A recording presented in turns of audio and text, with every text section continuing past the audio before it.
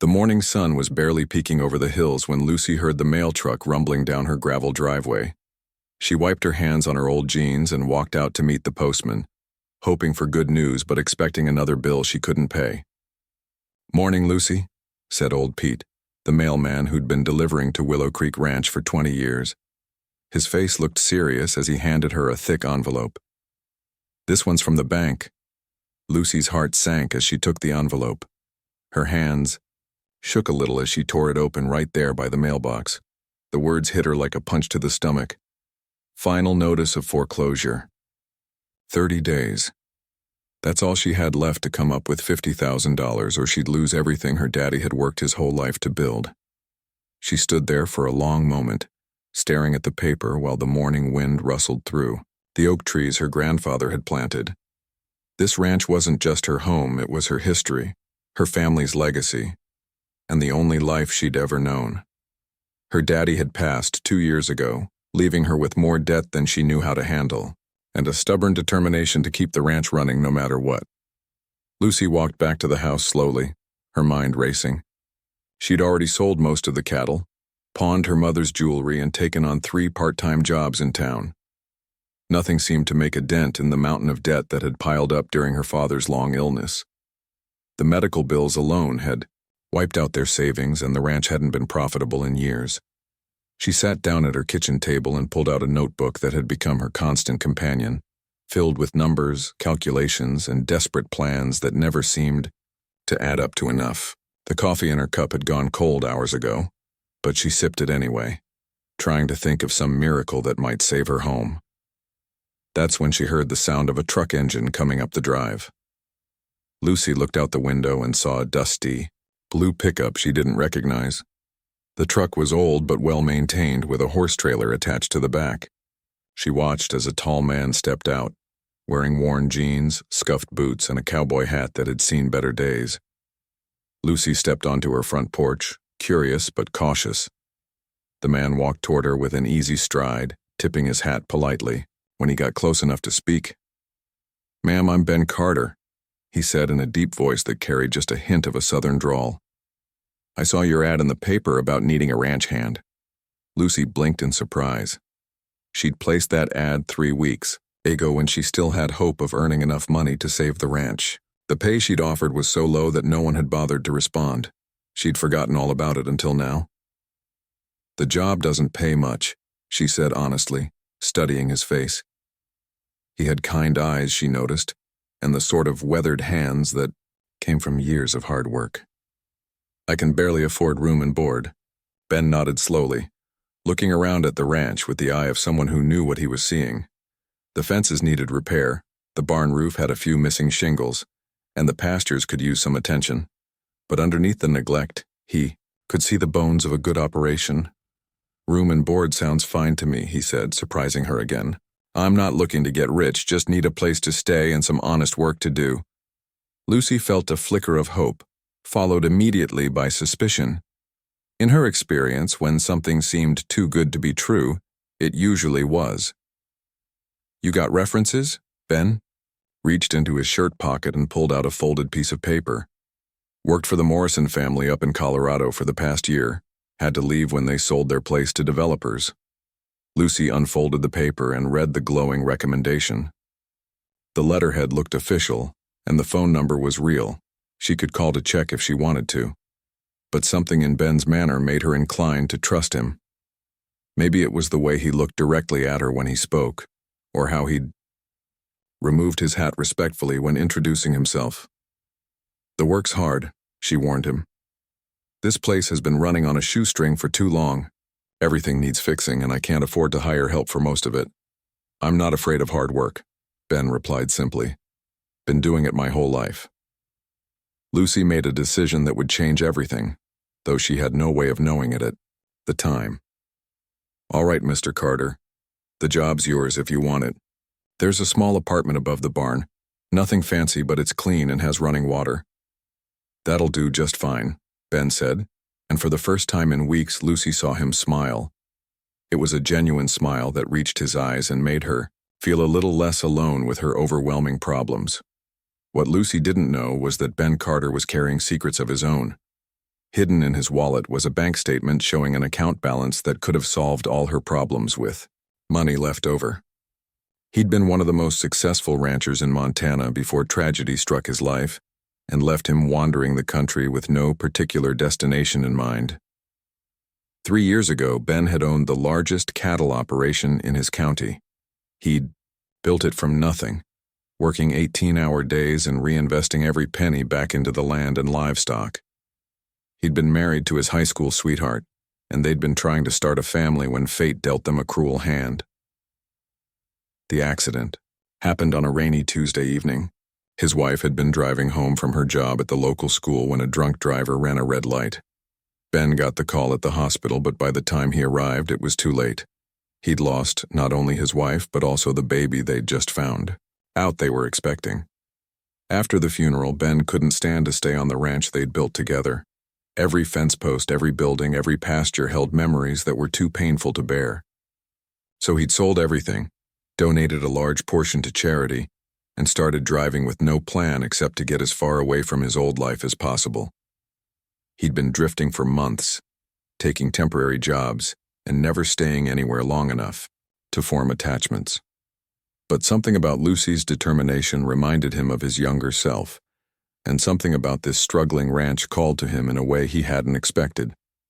As Ben unloaded his few belongings from the truck, he told himself he'd stay just long enough to help get the place back on its feet. He wasn't looking for anything permanent.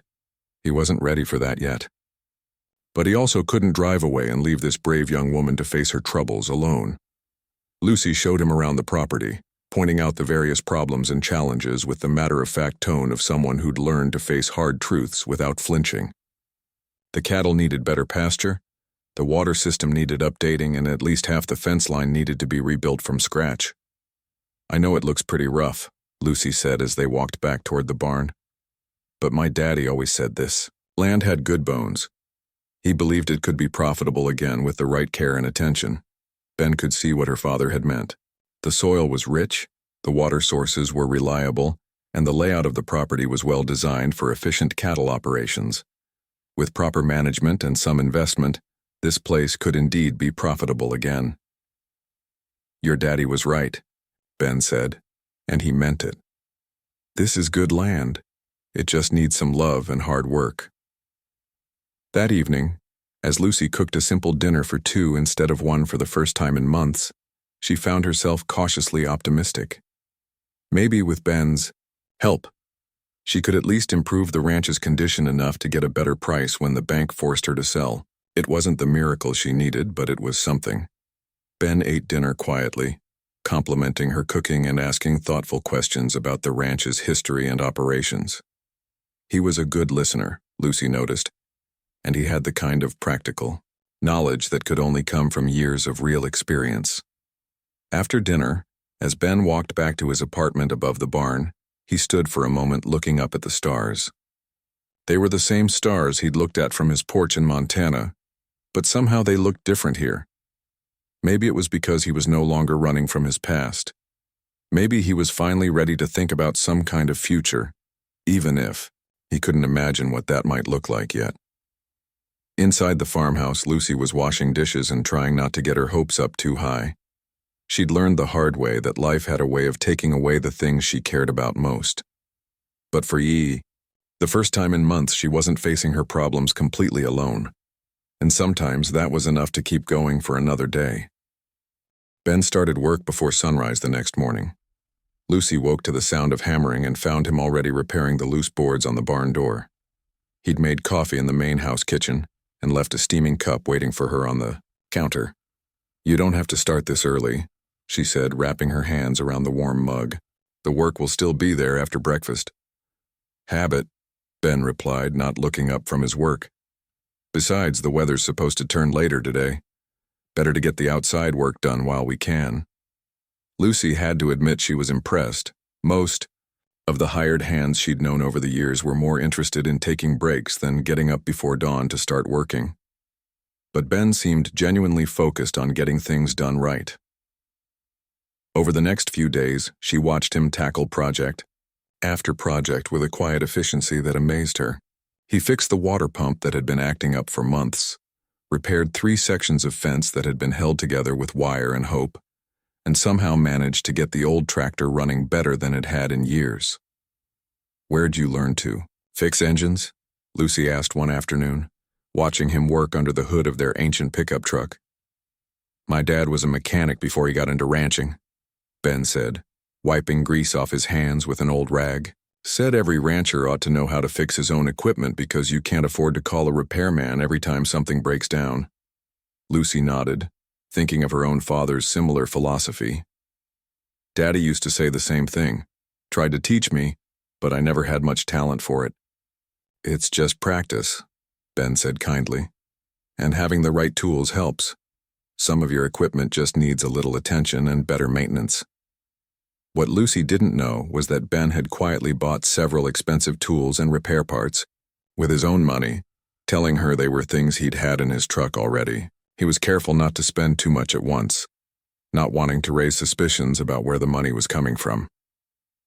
As the days passed, they fell into a comfortable routine.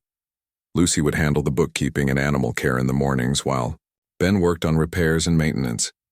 In the afternoons, they'd work together on the bigger projects, mending fence, moving cattle, or cleaning out the irrigation ditches. Lucy found herself looking forward to these shared work sessions.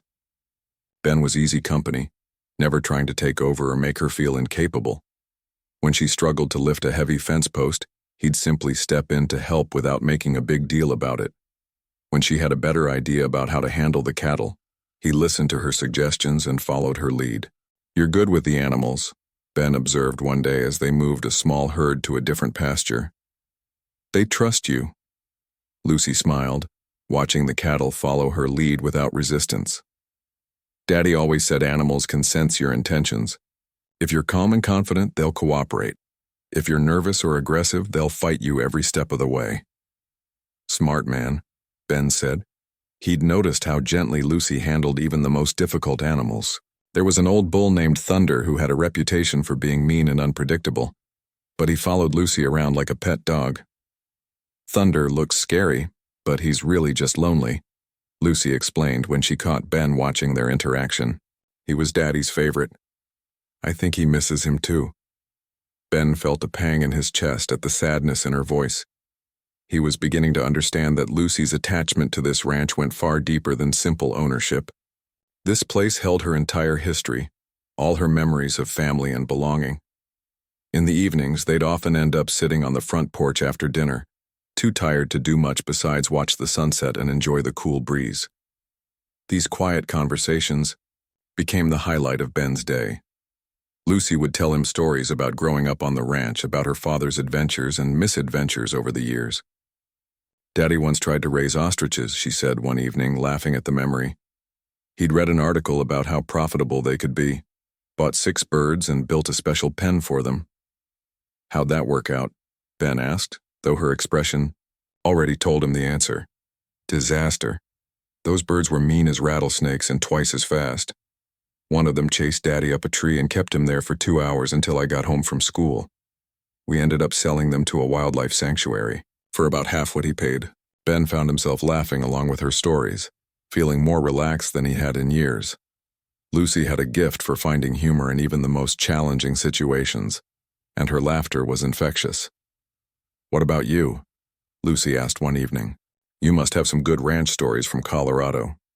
Ben's expression grew more serious. The Morrison place was different from this. Bigger operation, more focused on the business side than the family side. He wasn't ready to tell her about his own ranch in Montana, about the life he'd built and lost. But he found himself sharing smaller stories, about difficult horses he'd trained, about storms he'd weathered, about the satisfaction that came from a hard day's work well done. Lucy noticed that Ben never talked much about his personal life, but she didn't push. Everyone had things they preferred to keep private, and she respected his boundaries just as he respected hers. What she did notice was how much the ranch was improving under Ben's care. Projects that had seemed impossible with her limited budget, and skills were getting completed one by one. The place was starting to look like a real working ranch again instead of a property barely hanging on. "The cattle are looking better," she mentioned one day as they checked on the herd. Whatever you've been doing with their feed is working. Ben had been quietly supplementing their feed with higher quality hay and mineral supplements, paying for the upgrades himself. Sometimes it just takes a fresh eye to spot what's needed, he said simply. But despite all the improvements, the reality of the foreclosure deadline hung over everything like a dark cloud.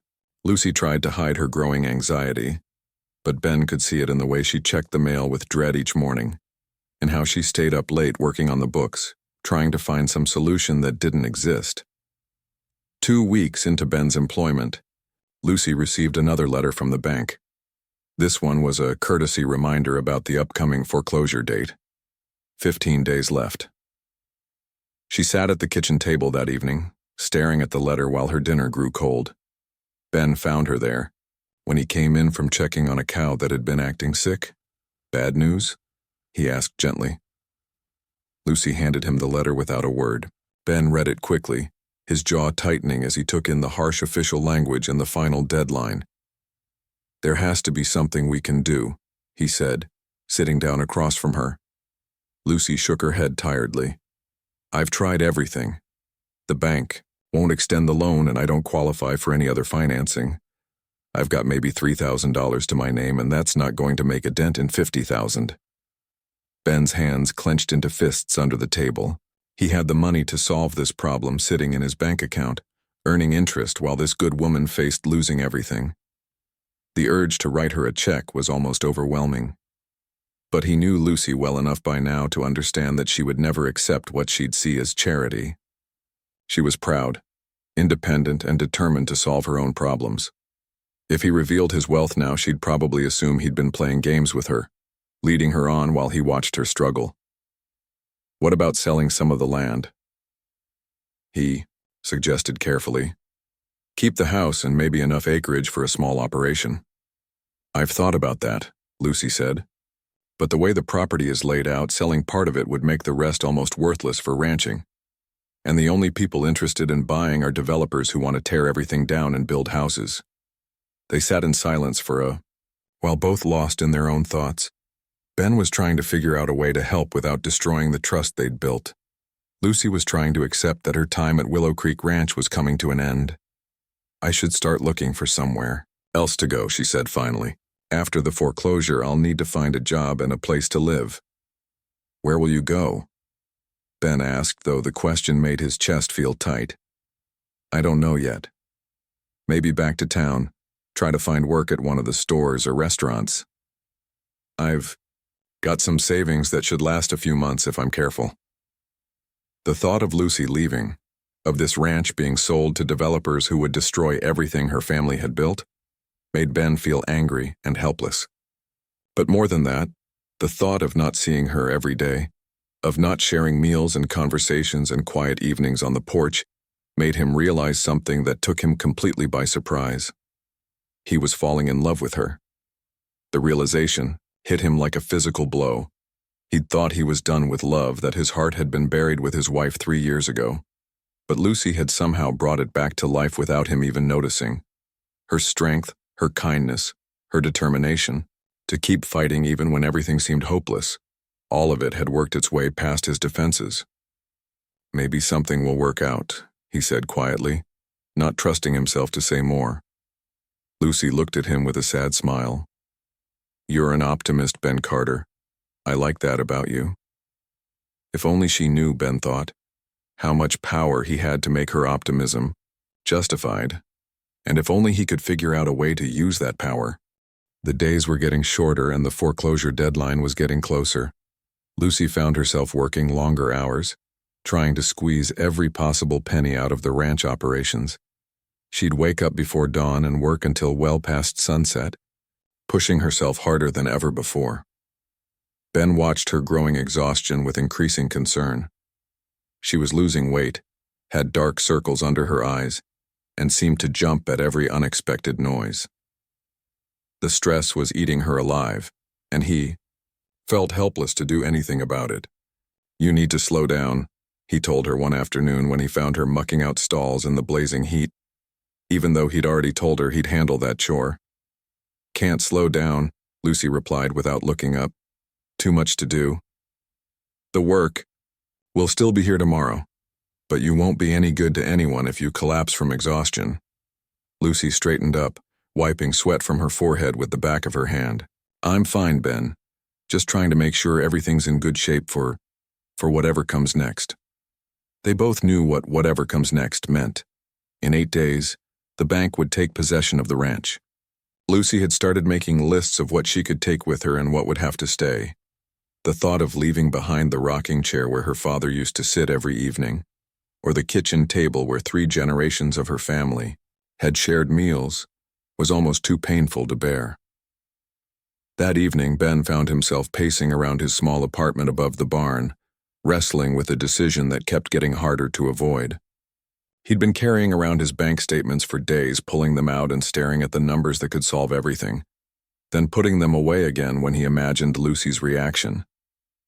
He understood her pride. It was one of the things he admired most about her.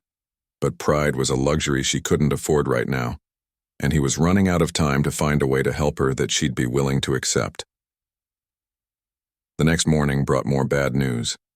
Lucy's truck, which had been running on hope and prayer for months, finally gave up completely. Ben spent 3 hours trying to get it started before admitting defeat. The engine's shot, he told Lucy, who was standing in the kitchen doorway watching his efforts.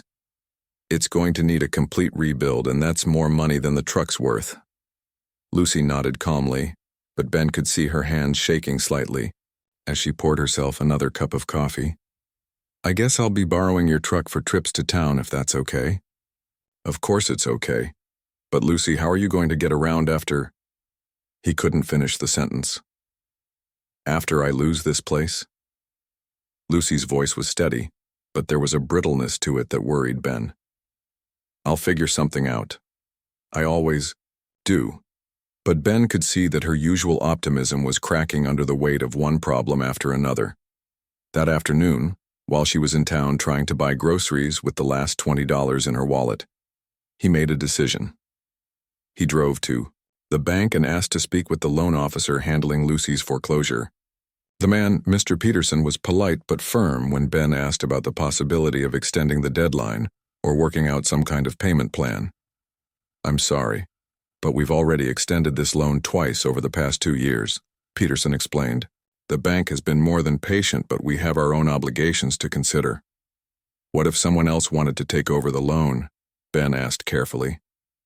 Someone with the ability to make the payments? Peterson looked interested.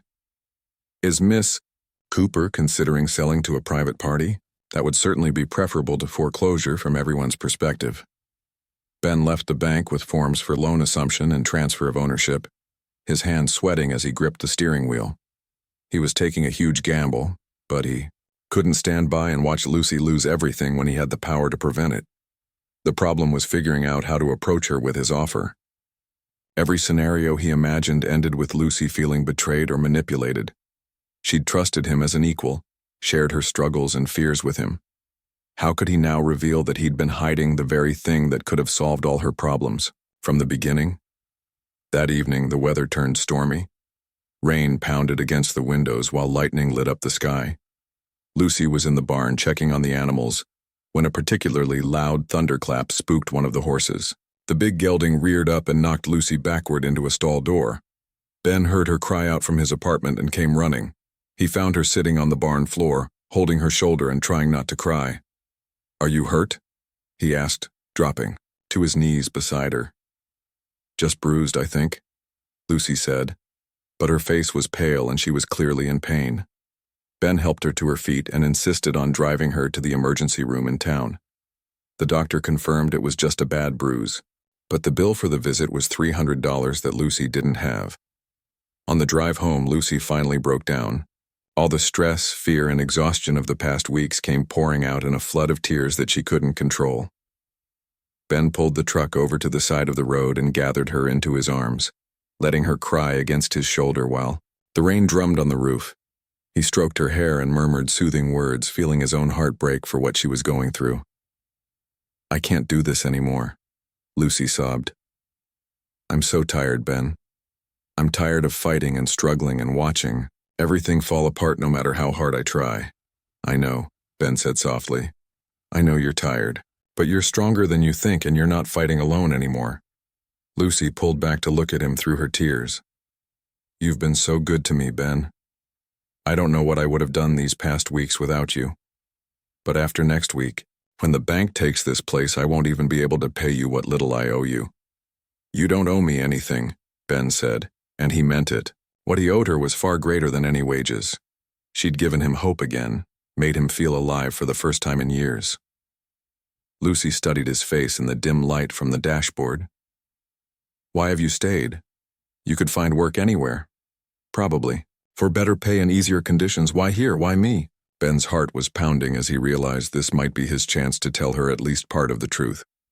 Because, he said slowly, somewhere along the way, this stopped being just a job for me. What do you mean? Ben reached up to touch her face, his thumb gently wiping away her tears.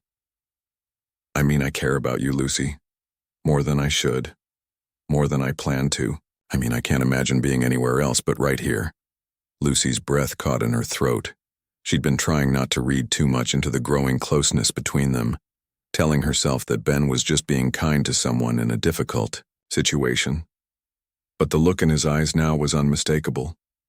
Ben, she whispered. And then his lips were on hers, soft and warm and careful, as if she were something precious that might break. The kiss was everything Lucy hadn't dared to hope for, and everything Ben had been fighting against. When they finally pulled apart, both of them were breathing hard. I shouldn't have done that, Ben said, though he made no move to let her go. Why not? Lucy asked. Because I'm not who you think I am, Ben thought. Because I've been lying to you since the day we met. Because when you find out the truth, you might never forgive me. Because your life is complicated enough right now, he said instead. Lucy was quiet for a long moment, studying his face. My life is about to fall apart completely, she said finally. But for the first time in months, something feels right. You feel right, Ben. Ben closed his eyes, overwhelmed by the trust in her voice and the weight of his own deception. When he opened them again, Lucy was still looking at him with an expression that made his chest ache. We should get you home, he said quietly. They drove the rest of the way in comfortable silence, both lost in their own thoughts. When they reached the ranch, Ben walked Lucy to her door, his hand gentle on her uninjured arm. Thank you, Lucy said, turning to face him on the porch. For tonight, for everything. I don't know what I did to deserve someone like you in my life, but I'm grateful. Ben felt like the worst kind of fraud as he said goodnight and walked back to his apartment. Lucy thought he was some kind of blessing in her life, when the truth was that he'd been sitting on the solution to all her problems for weeks, too much of a coward to risk her rejection. That night, Ben lay awake staring at the ceiling and listening to the rain on the roof. In 5 days, Lucy would lose her home unless he found the courage to tell her the truth. The loan assumption papers were hidden in his dresser drawer, already filled out and ready to file. All he had to do was admit who he really was and what he was capable of offering her. But with that admission would come the risk of losing the most precious thing that had entered his life in years: Lucy's trust, her affection, and the possibility of a future together built on honesty instead of deception. The clock on his bedside table ticked steadily toward morning, counting down the hours until he'd have to make a choice that would change everything for both of them. Ben closed his eyes and tried to imagine a world where Lucy could forgive him for keeping such an enormous secret. But as the storm raged outside, he wasn't sure that world existed. 3 days before the foreclosure deadline, Lucy made a decision that broke her heart but seemed like the only option left. She called Mr. Henderson, the developer who had been circling her property like a vulture for the past year, and told him she was ready to discuss his offer. Henderson arrived that same afternoon in his expensive car, wearing a suit that probably cost more than Lucy made in 6 months. He walked around the property with the calculating eyes of someone who saw dollar signs instead of history, legacy, and love. I can offer you $55,000 for the whole property, he said, standing in the middle of the front yard where Lucy's grandmother had planted roses 60 years ago. That'll pay off your debt and leave you with a little something to start over. Lucy felt sick to her stomach, but she nodded. When would you need an answer? Today would be good, Henderson said. I've got other properties I'm looking at, and this market moves fast. But I think this location has real potential for development. We could fit maybe 20 houses on this land, maybe 25 if we're creative with the layout. Ben, who had been working on the barn roof, climbed down when he saw the expensive car in the driveway. He arrived just in time to hear Henderson talking about subdivisions and housing developments, and the look on Lucy's face told him everything he needed to know. After Henderson left with a promise to bring contracts the next day, Lucy and Ben stood in the yard without speaking. The silence stretched between them like a chasm, filled with all the things they couldn't figure out how to say. So that's it then, Ben said finally. That's it, Lucy confirmed, her voice flat and emotionless. Tomorrow I sign the papers, and by the end of the week this place will belong to Henderson Development. And then what? Lucy shrugged, looking smaller and more defeated than Ben had ever seen her. Then I pack up what I can carry and try to find a place to live in town, maybe get a job at the diner or the grocery store, start over, I guess. What about us? The question slipped out before Ben could stop it. Lucy looked at him with sad eyes. What about us, Ben? You're a drifter, a ranch hand who'll move on to the next job when this one ends. I'm about to be homeless and unemployed. What kind of future could we possibly have? Her words hit Ben like physical blows, partly because they contained so much pain and partly because they showed how completely she misunderstood his situation. He wanted to tell her right then and there about the money, about his real background, about the fact that he could solve all her problems with a single phone call. But the moment felt wrong, charged with too much emotion and desperation. If he told her now, she might think he was trying to manipulate her or take advantage of her vulnerability. She might even think he'd been playing some kind of cruel game, watching her suffer when he could have helped all along. Lucy, he started, but she was already walking toward the house. I need to be alone for a while, she said without turning around. I've got some phone calls to make, people to tell about what's happening. Ben watched her go, feeling like the worst kind of coward. That evening, he sat in his apartment above the barn, staring at the loan assumption papers and the bank statements that represented more money than Lucy could imagine. Tomorrow she would sign away her family's legacy for barely enough money to pay her debts, and he would let it happen because he was too afraid to risk their relationship by telling her the truth. The next morning, Ben woke to the sound of Lucy loading boxes into his truck. When he came downstairs, he found her in the kitchen, packing dishes and memories into cardboard containers. You're starting early, he observed. Henderson's coming with the papers at 10, Lucy said without looking up. I figured I might as well get a head start on packing. No point in putting it off. Ben made coffee and toast, but neither of them had much appetite.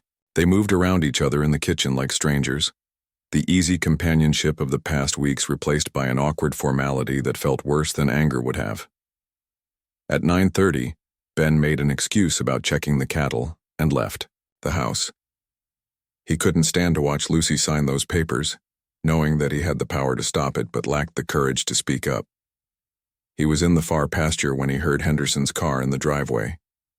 For the next hour, Ben found every excuse he could think of to stay away from the house. He checked fence posts that didn't need checking, counted cattle that didn't need counting, and tried to convince himself that maybe this was for the best. Maybe Lucy was right that they had no future together. Maybe he should just let her sell the ranch and move on. And then he could continue his own wandering without the burden of his deception weighing on his conscience. But when he finally ran out of excuses and headed back toward the barn, he saw something that stopped him in his tracks. Lucy was sitting on the front porch steps holding a pen and a stack of papers, crying harder than he'd ever seen her cry.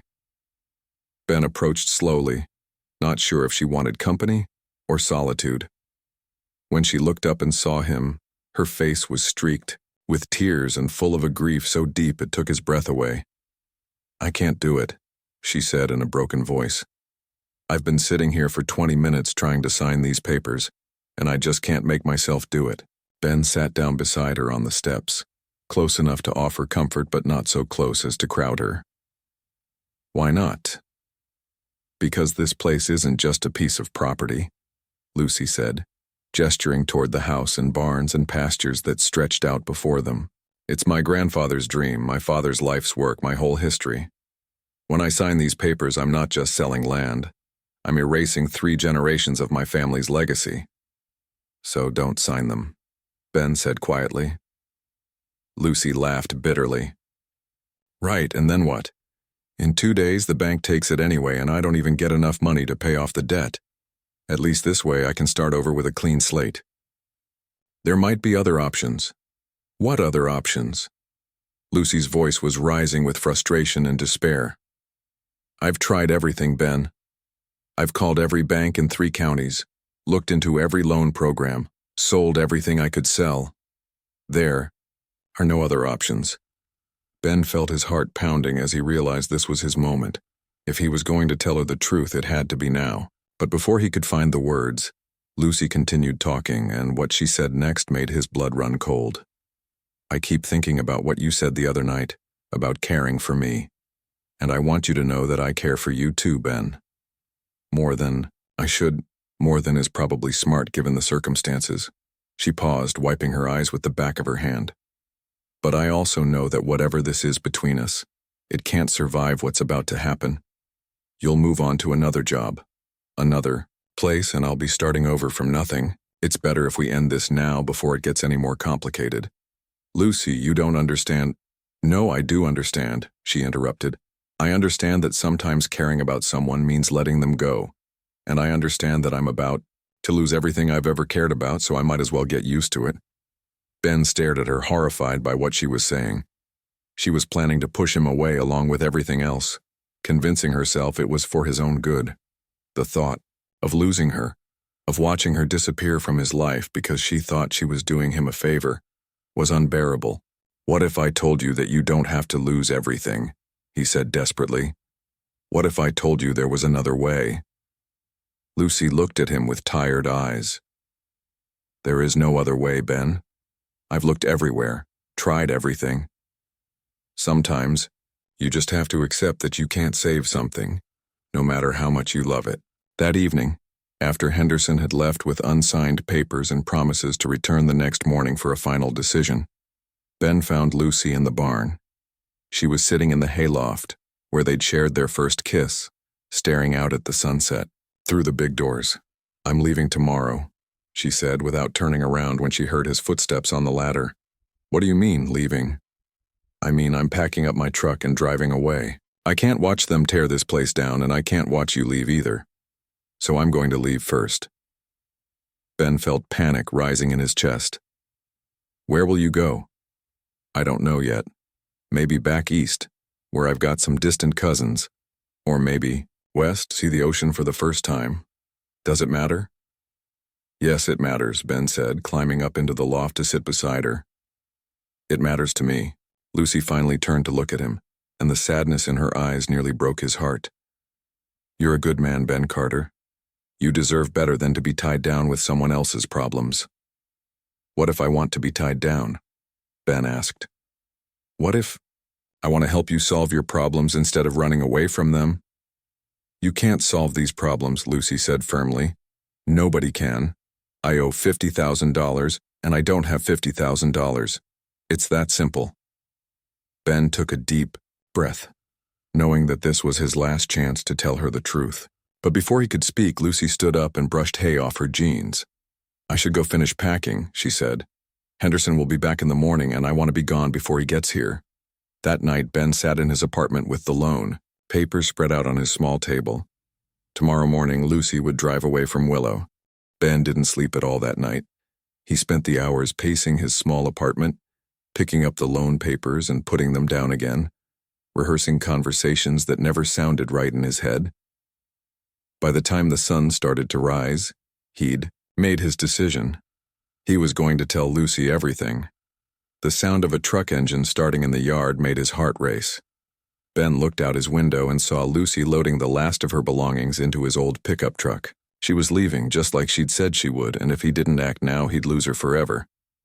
Ben grabbed the loan papers and his bank statements and ran down the stairs, taking them two at a time. He reached the truck just as Lucy was closing. "The tailgate. You can't leave," he said, breathing hard from his sprint across the yard. Lucy turned around and Ben could see she'd been crying again. Her eyes were red and puffy and there were tear tracks on her cheeks that she hadn't bothered to wipe away. "I have to leave," she said quietly. "There's nothing left for me here." "Yes, there is," Ben said, holding up the papers in his hand. "There's this." Lucy looked at the papers with confusion. "What is that?" Ben's hands were shaking as he unfolded the bank statements. "It's the truth about who I am. And it's the solution to all your problems, if you'll let me help you." "I don't understand." Ben took a deep breath and jumped off the cliff he'd been standing on for weeks. "My name is Ben Carter, and that part's true. But I'm not just a drifter looking for work. 3 years ago, I owned the largest ranch in Montana. When I sold it, I walked away with more money than I could spend in 10 lifetimes. Lucy stared at him like he was speaking a foreign language. "What are you talking about?" "I'm talking about this," Ben said, showing her the bank statement with numbers that made her eyes widen in shock. "I'm talking about the fact that I could have paid off your debt on my first day here, but I was too much of a coward to tell you." Lucy took the papers from his hands with trembling fingers, studying the numbers that seemed impossible. "This is real?" "It's real, and so is this." Ben handed her the loan assumption papers. "I can take over your mortgage today. The ranch can stay in your name, and you'll never have to worry about losing it again." Lucy looked back and forth between the papers and Ben's face, her expression cycling through confusion, disbelief, and something that looked dangerously like anger. "You've had this money the whole time?" she asked, her voice very quiet. "Yes. While I was working myself to death, while I was crying myself to sleep every night, while I was preparing to lose everything my family ever built. You could have stopped it all with a phone call?" Ben flinched at the pain in her voice. "Yes. But what?" Lucy's voice was rising now, and Ben could see the hurt and betrayal in her eyes. "But you thought it would be fun to watch me suffer? But you wanted to see how desperate I could get?" "No," Ben said desperately. "It wasn't like that.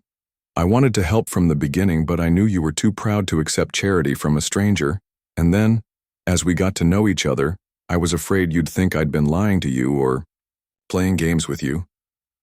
"You were lying to me," Lucy said, and the quiet devastation in her voice was worse than any shouting could have been.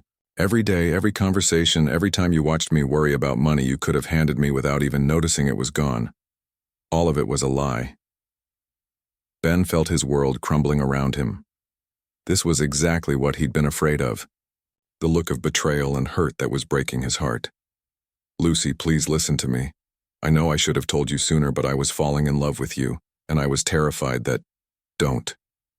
Lucy held up her hand to stop him. "Don't you dare talk to me about love. Love is honest. Love is trust. Love doesn't watch someone you claim to care about lose everything when you have the power to help them." Ben felt tears burning behind his eyes as he watched the woman he loved prepare to walk out of his life forever. "What can I do to fix this? Tell me what I can do and I'll do it." Lucy was quiet for a long moment, looking down at the papers in her hands. When she finally spoke, her voice was barely above a whisper. "I'll do anything, just don't leave me," she said, and the words came out broken and desperate. "I know I should hate you for lying to me, but I can't. I can't hate you and I can't lose you too, not on top of everything else." The raw vulnerability in her voice nearly brought Ben to his knees. She was offering to forgive him, to accept his help, even though he'd hurt her deeply. But he could see what it was costing her to swallow her pride and admit she needed him. Ben dropped to one knee right there in the ranch yard, pulling a simple gold ring from his pocket, his grandmother's ring, which he'd been carrying around for weeks without quite knowing why. "Then marry me," he said. Lucy stared down at him in shock. "What?"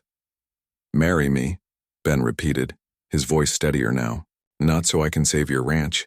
Not so you can have access to my money, but because I love you more than I've ever loved anyone in my life. Because these past weeks with you have been the happiest I've had in years. Because I want to build a life with you. A real partnership where we face everything together. Lucy's hands flew to her mouth, her eyes wide with disbelief. Ben? You can't be serious. I've never been more serious about anything. Ben said, I know I messed up by not telling you the truth sooner. I know you have every right not to trust me. But I also know that what we have together is real, and it's worth fighting for. You're asking me to marry you in the middle of a fight, Lucy said, though there was something that might have been hope creeping into her voice. I'm asking you to marry me because I can't imagine my life without you in it, Ben replied. I'm asking because I want to wake up next to you every morning and work beside you every day and sit on that porch with you every evening for the rest of my life. Lucy was crying again, but these tears looked different than the ones Ben had seen over the past few days. What about the ranch? The ranch is yours, Ben said firmly. It always was and it always will be. I'll pay off the debt as a wedding gift, but the land stays in your name. I'm not trying to buy you, Lucy. I'm trying to love you. Lucy looked down at him for what felt like an eternity, and Ben held his breath, waiting for her answer. When she finally spoke, her voice was shaky but sure. Yes, she whispered. Yes? Yes, I'll marry you, you impossible, wonderful, infuriating man. Lucy was laughing and crying at the same time as Ben slipped his grandmother's ring onto her finger. But if you ever lie to me again? Never, Ben promised, standing up and taking her in his arms. No more secrets, no more lies. Just you and me and whatever comes next. They were married 3 days later by Judge Morrison in the courthouse in town, with the bank loan paid off that same morning. Lucy wore her mother's dress, which she'd packed away years ago, and Ben wore his best shirt and a nervous smile. The whole thing felt like a dream to Lucy. A week ago, she'd been preparing to lose everything, and now she was married to a man who loved her enough to trust her with his heart and his fortune. It wasn't the way she'd imagined getting married when she was younger, but it felt right in a way that surprised her. Do you think we're crazy? She asked Ben as they stood on the courthouse steps after the ceremony, his grandmother's ring catching the sunlight on her finger. Probably, Ben admitted. But the good kind of crazy. 6 months later, Willow Creek Ranch was thriving again. The fences were strong, the cattle were healthy, and the bank debt was a distant memory. But more than that, the place felt alive. Again, in a way it hadn't since Lucy's father died. Ben had been right about the ranch having good bones. With proper investment and care, it was becoming profitable again. They'd hired 2 full-time hands and were talking about expanding the operation in the spring. Your father would be proud, Ben said one evening as they sat on the front porch, watching the sunset. It had become their favorite time of day, these quiet moments when the work was done and they could just enjoy being together. I think he'd like you, Lucy said, curling up next to her husband in the old porch swing. He always said the right partner could make all the difference in ranching. I think he meant it about more than just business partnerships. Ben tightened his arms around her, still amazed sometimes that this was his life now. What do you think he'd say about the changes we've made? Lucy looked out over the pastures where their cattle grazed peacefully, then at the barn where Ben had just finished installing new equipment, then at the house they'd been slowly renovating together. I think he'd say we're building something worth keeping, she said. Something that can last for the next generation, and the one after that. Speaking of the next generation, Ben said carefully, how do you feel about the possibility of teaching little cowboys and cowgirls how to run this place someday? Lucy smiled up at him, her eyes bright with possibilities she'd never dared to imagine during those dark weeks when she thought she was going to lose everything. I think that sounds perfect, she said. But let's enjoy having the place to ourselves. For a while first. As the stars came out over Willow Creek Ranch, Lucy reflected on the strange twists of fate that had brought them to this moment. A year ago, she would never have believed that losing everything could lead to gaining everything. But sometimes, she'd learned, the best things in life came disguised as the worst moments.